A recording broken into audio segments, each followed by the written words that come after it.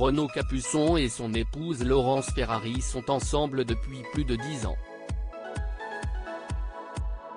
Dans une interview accordée au journal du dimanche le 8 janvier 2023, le célèbre violoniste s'est laissé aller à quelques confidences sur sa vie de famille.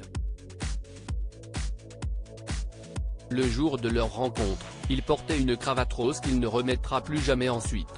Renaud Capuçon a posé les yeux sur Laurence Ferrari en 2008 lors d'une soirée en Savoie. L'histoire, CIST consiste rencontrée chez Michel Barnier, qui était ministre de l'Agriculture, qui avait organisé un dîner de Savoyards, avait raconté le violoniste sur le plateau de cet avou. Un amour qui s'est rapidement consolidé puisqu'un an plus tard, les deux amoureux ont franchi le pas et se sont mariés à Paris en juillet 2009. Ils sont les parents d'un garçon, Elliot, né en 2010.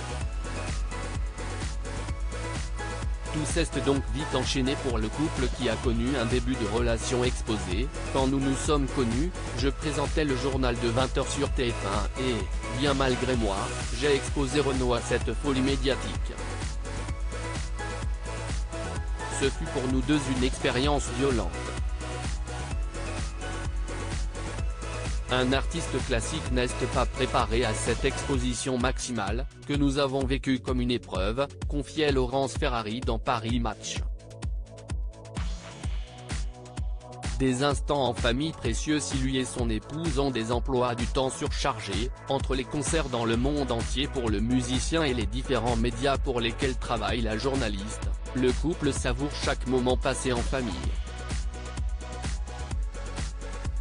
Comme par exemple, se retrouver le dimanche autour d'un gigot d'agneau avec leur fils et les deux enfants de Laurence Ferrari.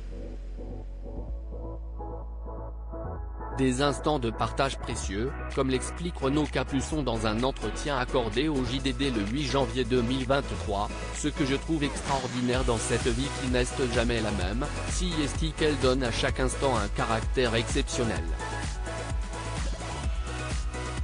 Bien sûr, il y a des inconvénients, on se manque et si est frustrant. Mon fils a été habitué à me dire « Salut papa, tu reviens quand ? Dans 3 jours ? Alors, dans 3 jours. » Mais la balance penche toujours du côté du bonheur que l'on a tous à se retrouver.